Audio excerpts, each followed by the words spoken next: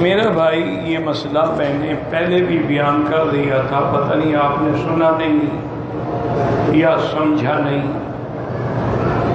امام احمد بن حنبل رحمۃ اللہ علیہ کے نزدیک اونٹ کا پیشاب پینا بھی جائز ہے اور اونٹ کا دودھ بھی پینا جائز ہے، حلال۔ جب حلال ہے پینا جائز ہے تو وضو کیا کون سی بڑی بات ہے؟ لیکن امام ابو حنیفہ رحمۃ اللہ علیہ کے نزدیک جو اونٹ کا پیشاب ہے وہ حلال۔ اصل مسئلہ یہ ہے کہ حدیث ہے حضور پاک کی، مدینہ منورہ میں کچھ لوگ آئے، کچھ دن رہے، ان کو آب ہوا موافق نہ آئی، ان کے پیٹ بڑھ گئے، ان کو استسقاء کی بیماری ہو گئی۔ حضور پاک نے فرمایا کہ ان کو جہاں صدقے کے اونٹ ہے اس باڑے میں بھیج دو، اور ان کو بھی فرمایا کہ فشربوا من البانها وابوالها، تو اونٹوں کا دودھ بھی پیا اور پیشاب بھی پیا۔ انہوں نے پیا، وہ ٹھیک ہو گئے، لیکن وہ بدبخت منافق تھے۔ حضور صلی اللہ علیہ وسلم کا جو صدقے کے مال پہ نگران تھا اس کو قتل کیا، اس کی آنکھوں میں بھی چھڑیاں ماری اور صدقے کے اونٹ بھی لے کے بھاگ گئے۔ حضور صلی اللہ علیہ وسلم نے حکم دیا، ان کو پکڑا گیا اور وہ اسی طرح ان کو سزا دو، ان کی آنکھوں میں بھی سرائیاں پھیرو، اور ان کو سزا دی گئی اور دھوپ میں رکھا گیا حتیٰ کہ تڑپتے تڑپتے وہ مر گئے۔ تو امام صاحب فرماتے ہیں وہ بیمار تھے، بطور علاج حضور نے فرمایا تھا، مطلقاً نہیں فرمایا تھا۔ تو بہرحال حنابلہ کے نزدیک وہ پینا جائز ہے، احناف کے نزدیک پینا جو ہے وہ ناجائز ہے۔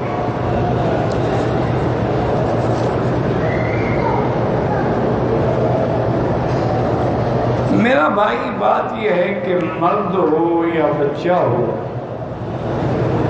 جنازے کی دعا بڑی جامع ہے۔ اللہم اغفر لحینا ومیتنا وشاہدنا وغائبنا وصغیرنا وکبیرنا، چھوٹا بڑا سب آ، لیکن کچھ دعائیں مخصوص بھی ہیں کہ اگر پتہ ہو تو آدمی یہ بھی دعا کر سکتا ہے بچوں کے لیے کہ اللہم اجعلہ لنا سلفا و اجرا۔ اسی طرح یہ دعا بھی کر سکتا ہے اللہم اجعلہ لنا ولوالدیہ ذخرا و شافعا و مشفعا۔ لیکن نہ ہو تو جو دعا مانگ رہے وہ سب کے لیے ہے۔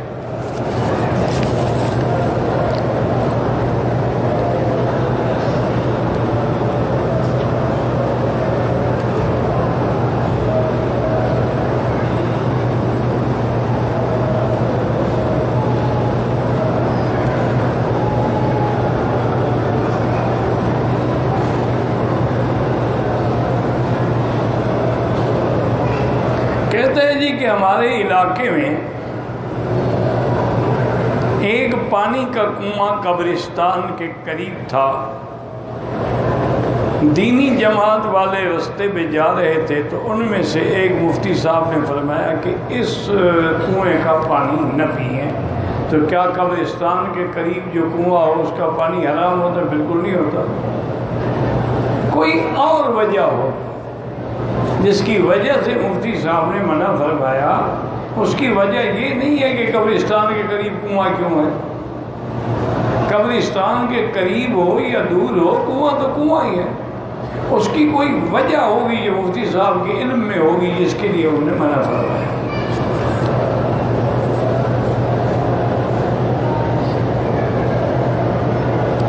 بکرا ہو یا اس کے پیشاب کے قطرے اگر کپڑوں میں پڑیں، احناف کے نزدیک وہ کپڑا ناپاک ہو جاتا ہے، اس کو دھونا چاہیے۔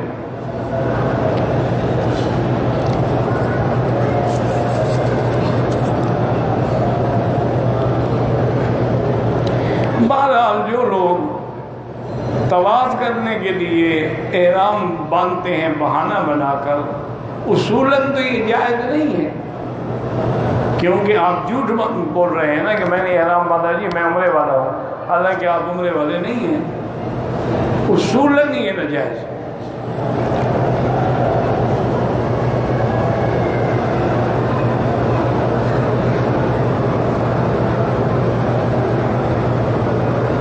ایک لڑکی نے اپنی ماں کے علاوہ ایک عورت کا دودھ پیا ہے، اس عورت کے سوتیلے بھائی کے لیے رشتہ جائز ہے؟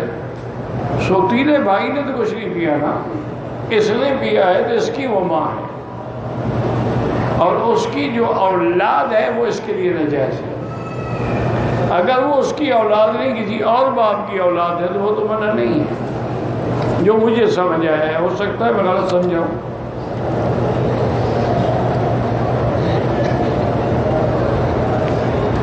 استخارے کا طریقہ تو یہ بھی ہے کہ ویسے بیٹھے بیٹھے دعا مانگنا،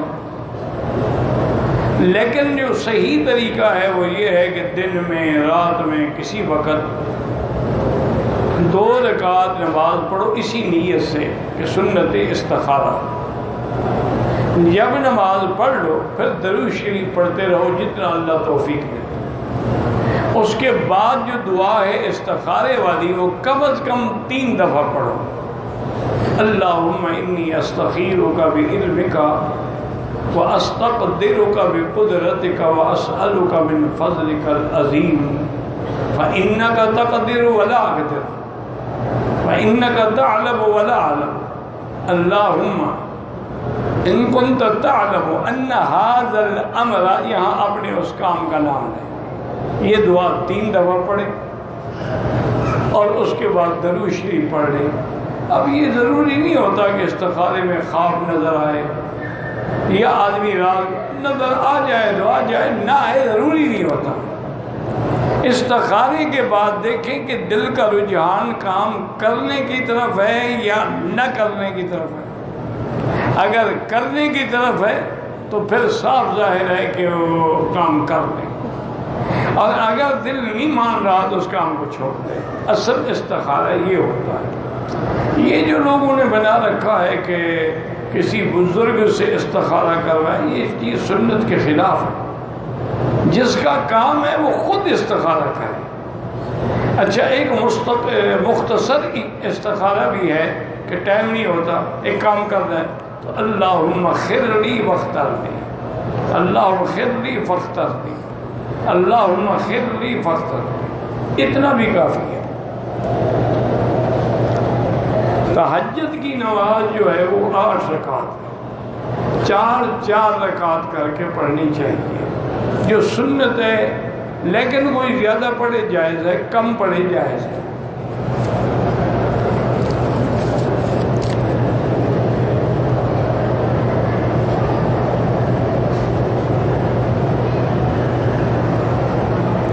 میرا ایک دوست پاکستان سے عمرہ کرنے کے لیے آنا چاہتا ہے، اس کے والدین انتہائی بوڑھے ہیں، جب تک والدین اجازت نہ دیں عمرہ نہیں کر سکتا، حج بھی نہیں کر سکتا، جہاد بھی نہیں کر سکتا۔ والدین کی خدمت کرے، والدین کا علاج کرائے، والدین پہ خرچ کرے، اللہ اس کو نیت سے ثواب عطا فرما دے۔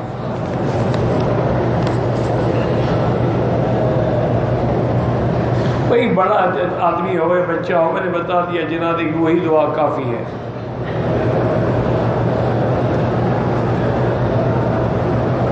اگر ایک آدمی نے نماز کھڑی تھی، بعد میں آیا، اس کی جو رکعت رہ گئی، جب وہ کھڑا ہوگا تو فاتحہ پڑھ کے اس کے بعد رکعت پوری کرے گا۔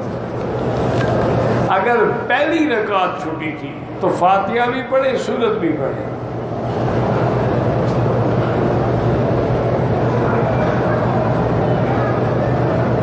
جن کی نمازیں قضا ہیں سب سے پہلے توبہ کریں، اس کے بعد ہمت کر کے روزانہ قضا پڑھتے رہیں، نفل پڑھنا چھوڑ دیں، اس کے بدلے میں قضا پڑھتے رہیں۔ قضا اسی طرح پڑھی جاتی ہے جیسے ادا پڑھی جاتی ہے۔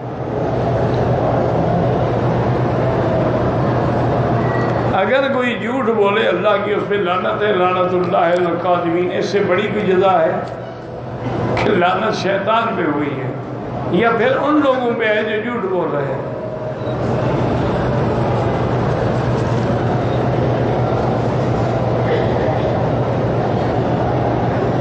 حدیث میں ہے کہ جو آدمی 10 دفعہ سورۃ اخلاص پڑھے گا اللہ اس کو جنت میں گھر دے کہ ہاں حدیث میں ہے، اس میں کوئی شک ہے؟ سورۃ اخلاص جو ہے سورۃ توحید ہے، 3 دفعہ پڑھنے سے پورے قرآن کا ثواب ملتا ہے، 10 دفعہ پڑھنے سے تو گویا 3 ختم کر دیے اس نے۔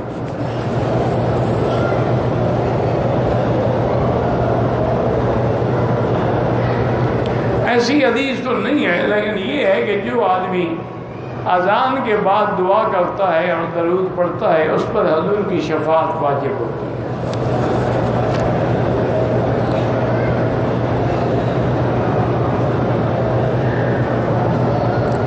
اگر احرام کی حالت میں پیشاب کی تکلیف ہے 15 منٹ کے لیے انڈر ویئر پہنا کوئی حرج نہیں، لیکن 2-4 ریال خیرات کر دیں۔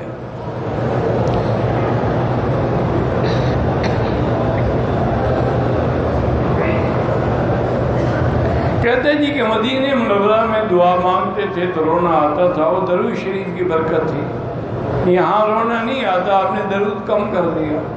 درود شریف پڑھے تاکہ دل کی میل جو ہے وہ اتر جائے۔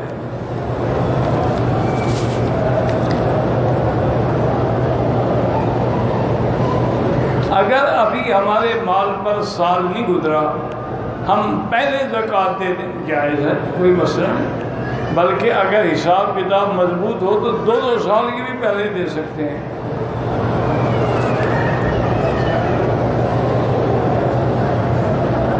حرم شریف میں جو چپل پڑے ہوتے ہیں ان کا استعمال کرنا جائز نہیں ہے، اپنے چپلوں کو مضبوط رکھو۔ اگر موبائل میں قرآن شریف فیڈ ہے پڑھ سکتا ہے۔ طواف کے دوران بغیر ضروری باتیں نہ کریں، نہ موبائل استعمال کریں۔ طواف کے دوران اللہ کی تسبیح سبحان اللہ والحمد للہ لا الہ الا اللہ اللہ اکبر وللہ الحمد لا حول ولا قوة الا باللہ العلی العظیم۔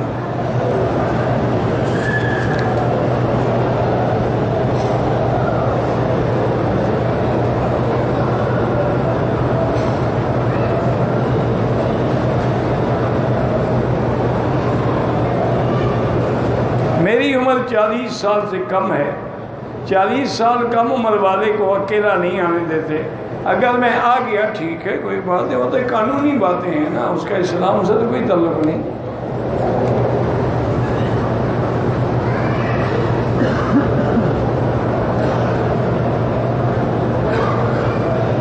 ایک آدمی ہوٹل سے احرام کی چادریں باندھ کر مسجد عائشہ جا رہا تھا، اس کا احرام پلید ہو گیا، واپس ہوٹل آیا، احرام اتار دیا۔ ٹھیک ہے، جب نیت ہی نہیں کی تو چادریں باندھنے کا نام تو احرام نہیں ہوتا۔ وہ تو مسجد عائشہ جاتا، 2 رکعت پڑھتا، لبیک پڑھتا، پھر احرام تھا۔ پاکستان میں جو اسٹیٹ لائف انشورنس ہے ناجائز ہے۔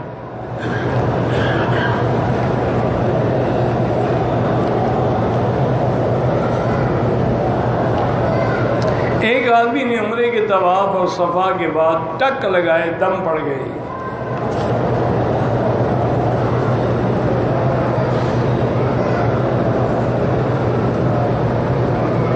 کہتا ہے کہ جب پیغمبروں نے دجال کے بارے میں خبر دی ہے لیکن قرآن میں ذکر نہیں ہے، تو پیغمبر کا کہنا بھی قرآن ہوتا ہے۔ ما ينطق عن الهوى إن هو إلا وحي يوحى ما آتاكم الرسول فخذوه وما نهاكم عنه فانتهوا۔ جس سے اللہ کے نبی حکم نے پکڑو، جس سے منع کرے۔ تو جب انبیاء نے خبر دے دی تو مانا اللہ کی طرف سے، ضروری تو نہیں ہے کہ قرآن میں ہو۔ قرآن میں تو ظہر کی 4 رکعت، عشاء کی 4 رکعت، مغرب کی 3 رکعت، فجر کی 2 رکعت، یہ بھی قرآن میں نہیں ہے، ہم پڑھنا چھوڑ دیں۔ عجیب لوگوں کے دماغ ہیں، بڑا ان کو قرآن سے عشق ہے۔ تم قرآن کو مانتے ہو، مانتے تو نبی کی بات پہ اعتراض کرتے۔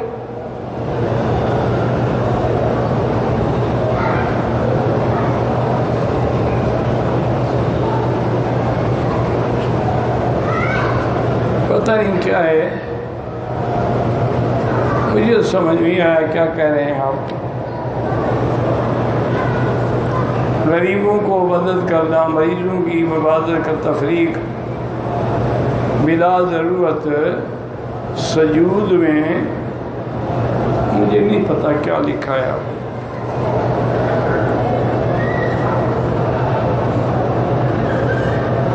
نماز اوابین مغرب کے بعد ہوتی ہے، یہاں بھی وہی مغرب کے بعد ہوتی ہے۔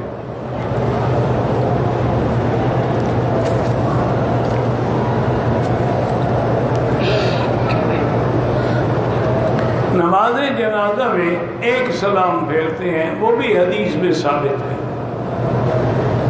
2 سلام بھی ثابت ہے، لیکن جتنی لفظ سلام زیادہ ہوگا تو ثواب بھی زیادہ ہوگا۔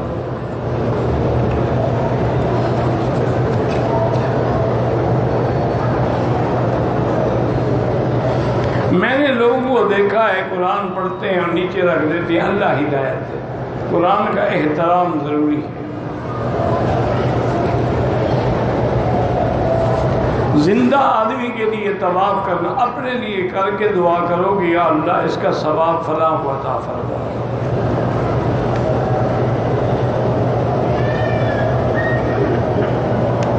گردے میں اگر پتھری ہو اللہ شفا عطا فرمائے، مجھے تو نہیں پتہ وہ کیسے نکل جاتی ہے۔ کہتے ہیں کوئی انڈیا میں دوائی ملتی ہے، اللہ والا۔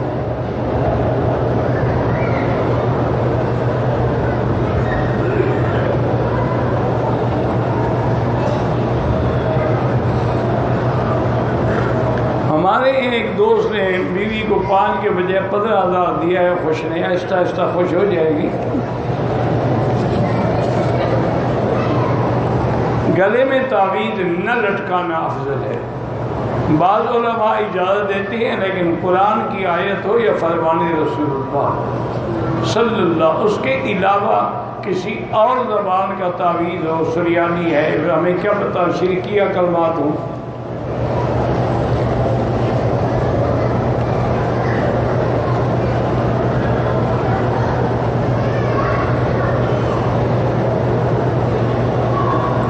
ایک عورت کا کوئی قریب نہیں، وہ شادی شدہ ہے، اپنے پہلے خاوند کو چھوڑ کر اسلام قبول کرنا چاہتی ہے، تو جب اسلام لائے گی نکاح تو خود بخود ختم ہو جائے گا۔ پہلے اس کو اسلام لانے دو، کچھ صبر بھی کرو کہ صحیح اسلام لائی ہے یا اس سے جان چھڑانے کے لیے بہانہ بنائے۔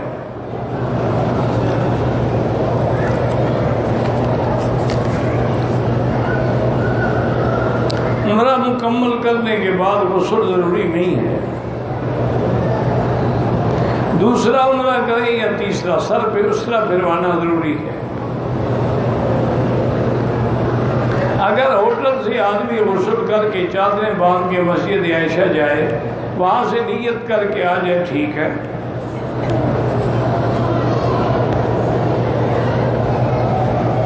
شرعی رقیہ کرانا ہو تو یہاں جو نیچے علماء بیٹھے ہیں، یہ 74 نمبر گیٹ کے آگے، ان کے پاس جائیں، انشاءاللہ وہ پڑھ دیں گے۔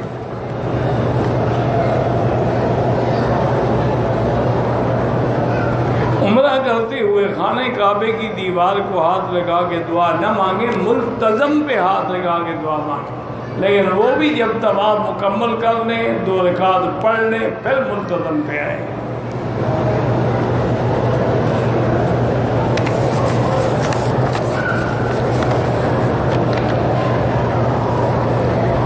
میں نے پہلا عمرہ کیا تو بال کٹوائے، جب دوسرا عمرہ کیا تو احرام کھول دیا، کپڑے پہن لیے، پھر جدہ چلا گیا۔ تقریباً عمرے کے 9 گھنٹے بعد بال کٹوائے، تقریباً 2 بجے عمرہ کیا اور 10 بجے کے بعد بال کٹوائے۔ جب آپ جدے چلے گئے، بال بھی وہیں کٹائے، دم پڑ گئے۔ عمرہ سارا مکے میں ہوتا ہے، جدے میں نہیں ہوتا کہ آدھا مکے میں ہو آدھا جدے میں ہو۔ طواف بھی مکے میں ہوگا، صفا بھی مکے میں ہوگی، حلق اور قصر بھی مکے میں ہوگا۔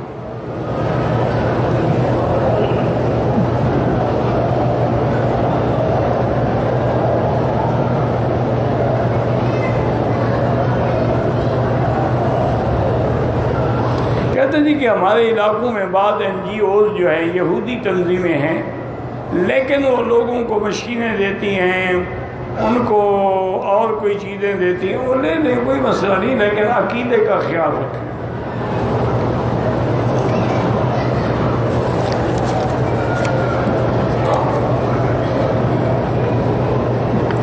اگر سر پہ کپڑا نہ ہو نماز ہو جاتی ہے، لیکن اللہ نے دیا ہو تو لازم پہنے۔ سرکار دو عالم نے ساری زندگی کبھی سر ننگا نماز نہیں پڑھی۔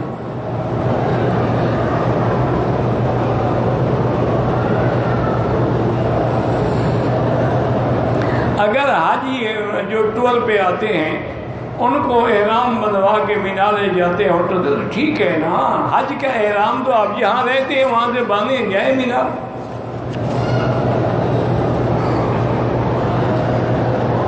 سبیل سے کھانا جائز ہے، افضل یہ ہے کہ جو لوگ صاحب استطاعت ہیں، غنی ہیں، پیسے والے، انہیں لے، چونکہ جب وہ نہیں لیں گے تو کوئی غریب لے گا، ورنہ بہرحال وہ زکوٰۃ نہیں ہوتی، صدقہ ہوتا ہے، کھا لیا تو کوئی ایسی بات نہیں ہے، افضل یہی ہے کہ نہ کھائیں۔ کہتے ہیں کہ جی حرمین شریفین میں ائمہ کی اقتداء میں عورتوں کی نماز ہو جاتی ہے، ہاں جی ہو جاتی ہے، مردوں کی ہو جاتی ہے تو عورتوں کی بھی ہو جاتی ہے، عورتیں مردوں کے تابع ہوتی ہیں، ان کے لیے الگ نیت کی ضرورت نہیں ہوتی۔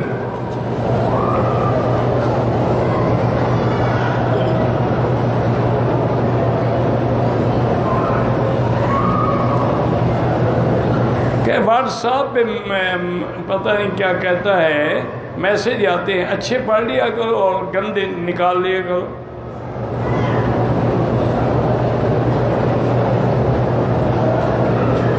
میسج میں تصوری عذاب دکھائے جاتے، یہ سب بہانے ہیں، ان چیزوں میں نہ پڑھو، اللہ کے قرآن پہ عقیدہ رکھو۔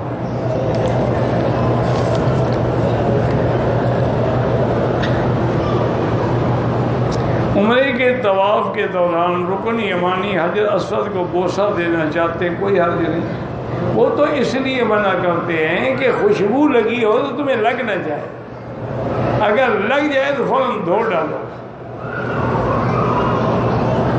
پڑھا بھی تو نہیں جاتا، پتہ نہیں کون سی قلم سے لکھتے ہیں، وَقِنَا عَذَابَ النَّارِ، کیا ہے عذاب الحشر، ٹھیک ہے اللہ بچائے، بہرحال یہ اتنا صاف لکھا ہوا نہیں ہے۔ باپ دادی کے لیے عمرہ کر سکتے ہیں، کر سکتے ہیں۔ وضو کے اعضاء افضل یہ ہے کہ 3 دفعہ دھوئے، ورنہ اگر ایک دفعہ دھوئے وضو ہو جائے گا۔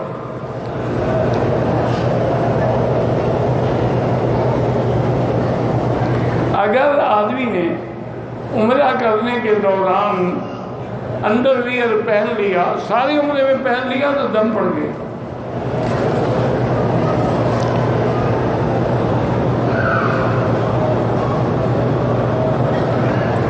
اگر کسی کی عصر کی نماز قضا ہوئی ہے تو دوسرے دن عصر سے پہلے یعنی ظہر کے بعد اس کی قضا کر دے۔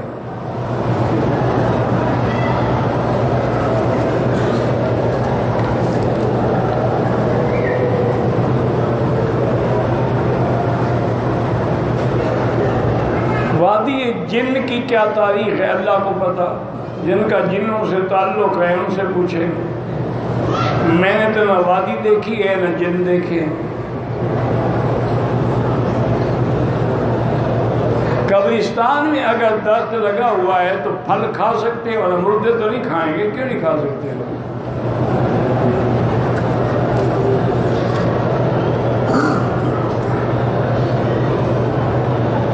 قربانی جو ہے گائے میں 7 حصے ہوتے ہیں، لیکن قربانی میں عقیقے کو شریک نہیں کیا جاتا۔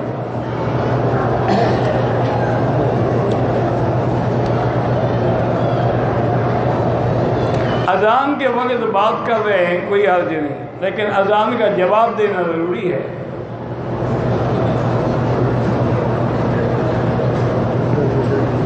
اگر مکروہ اوقات میں طواف کیا ہے تو نماز بعد میں پڑھ لے، کوئی مسئلہ نہیں۔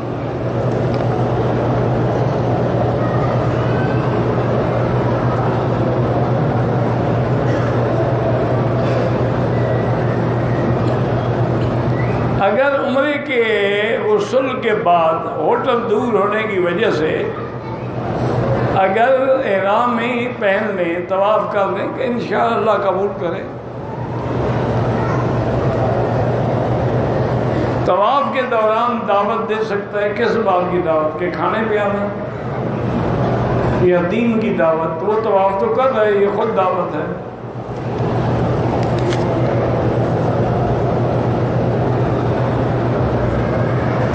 اگر ٹیلی فون میں قرآن فیڈ ہے لیکن جیب میں ہے، حمام جا سکتے ہیں؟ ہاں جا سکتے ہیں۔ ویڈیو میں دجال کے جو انہوں نے تصویریں دکھائی، پتہ نہیں ان کی دجال سے کوئی رشتہ داری ہوگی، ہمیں تو پتہ نہیں ہے۔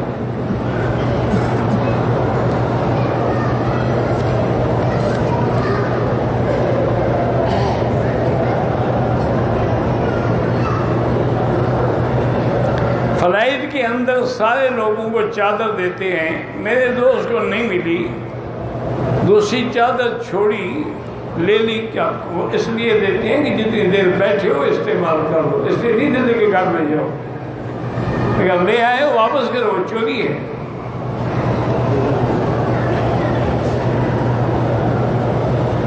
اگر عمرہ کیا ہے، طواف کیا ہے، صفا مروہ دوڑا ہے، اپنے سر پہ خود اس طرح پھیر لے، جائز ہے۔ اللہم صلی علی سیدنا محمد وعلی آل سیدنا محمد کما صلیت علی ابراہیم وعلی آل ابراہیم فی العالمین انک حمید مجید۔ اللہم انت ربی لا الہ الا انت الاحد الصمد الفرد الذی لم یلد ولم یولد ولم یکن له کفوا احد۔ اللہم انت ربی لا الہ الا انت الحنان المنان بدیع السماوات والارض یا ذا الجلال والاکرام یا ذا الجلال والاکرام یا ذا الجلال والاکرام۔ اللہم فرج ہم المہمومین نفس کرب المکروبین واقض الدین عن المدینین واشفنا واشف مرضانا ومرضى المسلمین واشفنا واشف مرضانا ومرضى المسلمین واشفنا واشف مرضانا ومرضى المسلمین۔ اللہم ارحم ضعفنا واجبر کسرنا واشفنا واشف مرضانا وارحم موتانا واستجب دعانا ولا تخيب رجاءنا برحمتک یا ارحم الراحمین۔ یا اللہ یا اللہ یا اللہ، بیماروں کو شفا عطا فرما۔ یا اللہ اس عاجز پہ رحم فرما، میری ساری ظاہری باطنی بیماریاں دور فرما، اپنے درس قرآن سے حرم سے محروم نہ فرما۔ یا اللہ تمام بیماروں کو شفاء کاملہ صحت عاجلہ دائمہ عطا فرما۔ یا الہ العالمین یا رحم الراحمین، بے حیاؤں کو حیات عطا فرما، بے دینوں کو دین عطا فرما، بے اولادوں کو اولاد صالح عطا فرما، بے روزگاروں کو روزگار عطا فرما، جن پر قرض ہے ان کے قرض عطا فرما، جن کے گھروں میں بچیاں ہیں اللہ ان کو رشتے نصیب فرما۔ یا ارحم الراحمین، تمام دنیا میں جتنی مسجدیں ہیں، مدرسے ہیں، دین کے ادارے ہیں، ان کی حفاظت فرما، دین کے کام کرنے والوں کی حفاظت فرما۔ یا اللہ اس بلد الامین کو قیامت تک ہر فتنے سے محفوظ فرما۔ یا اللہ پاکستان کی حفاظت فرما۔ یا اللہ مسلمان کشمیر میں ہیں، فلسطین میں ہیں، روہنگیا میں ہیں، عرب میں ہیں، عجب میں ہیں، ان کی جان مال آبرو عزت کی حفاظت فرما۔ ربنا آتنا فی الدنیا حسنۃ وفی الآخرۃ وقنا عذاب النار۔ ربنا ظلمنا انفسنا ان لم تغفر لنا وترحمنا لنكونن من الخاسرین۔ صلی اللہ تعالی علی خیر خلقہ سیدنا محمد وآلہ وصحبہ اجمعین۔ اللہم صل علی